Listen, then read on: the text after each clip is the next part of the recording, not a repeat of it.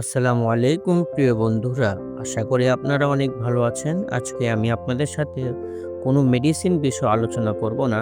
আলোচনা করব আমাদের নিত্য নতুন প্রয়োজনীয় ডিভাইসগুলোর সাথে। এর ভিতর আমরা আসি, কেউ আমার কথায় কিছু মনে করবেন না।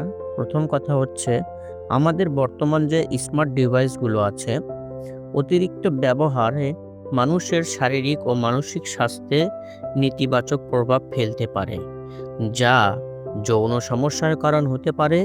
এখানে উল্লেখযোগ্য কিছু ক্ষতি এবং তাদের কারণ আমি আপনাদের সাথে ব্যাখ্যা করব। ১ নাম্বার, মানসিক চাপ ও উদ্বেগ বৃদ্ধি। কারণ দীর্ঘ সময় স্মার্টফোন, ট্যাবলেট বা ল্যাপটপ ব্যবহারের ফলে মানসিক চাপ বৃদ্ধি পায়। সামাজিক যোগাযোগ মাধ্যমে অতিরিক্ত সময় ব্যয় করলে নিজেকে অন্যের সঙ্গে তুলনা করার প্রবণতা বাড়ে, যা আত্মবিশ্বাস হ্রাস করতে পারে।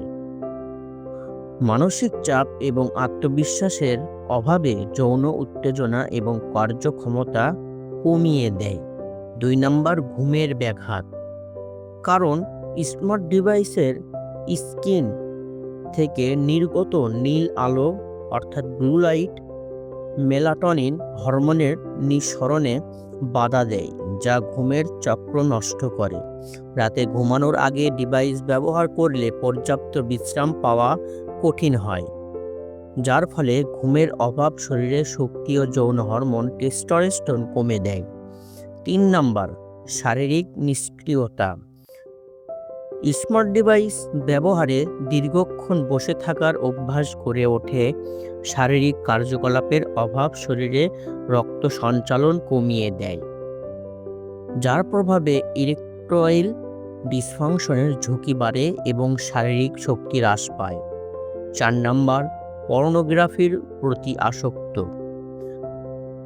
সহজলভ্য ইন্টারনেটের মাধ্যমে পর্নোগ্রাফি দেখার অভ্যাস বাড়ে। এটি যৌন উত্তেজনার প্রতি সঠিক মানসিক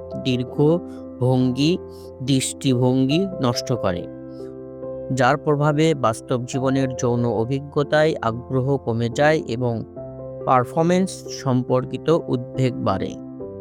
৫ নাম্বার, সম্পর্কের ক্ষতি। কারণ ডিভাইসের অতিরিক্ত ব্যবহার ব্যক্তিগত সময় এবং সঙ্গীর সঙ্গে যোগাযোগ কমিয়ে দেয়, যার প্রভাবে দাম্পত্য সম্পর্কের মধ্যে দূরত্ব তৈরি হয়, যা যৌন সম্পর্কেও নেতিবাচক প্রভাব ফেলে। ৬ নাম্বার, ইলেকট্রোম্যাগনেটিক রেডিয়েশন।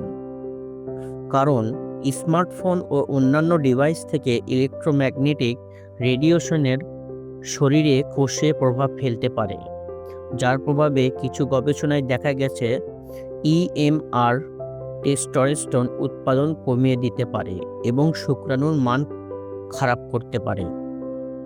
উত্তরণের উপায়: ডিভাইস ব্যবহারের সময় নির্ধারণ করুন। প্রতিদিন ২ থেকে ৩ ঘন্টার বেশি ডিভাইস ব্যবহারের চেষ্টা করবেন না। ২. স্ক্রিন টাইম কমান। রাতে ঘুমানোর অন্তত ১ ঘন্টা আগে ডিভাইস ব্যবহার বন্ধ করুন। ৩. শারীরিক কার্যকলাপ বাড়ান।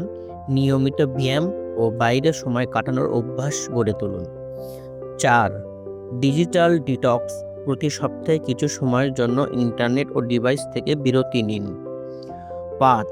সঙ্গীর সঙ্গে সময় কাটান। সম্পর্ক উন্নত করার জন্য মুখোমুখি যোগাযোগ মনোযোগ দিন।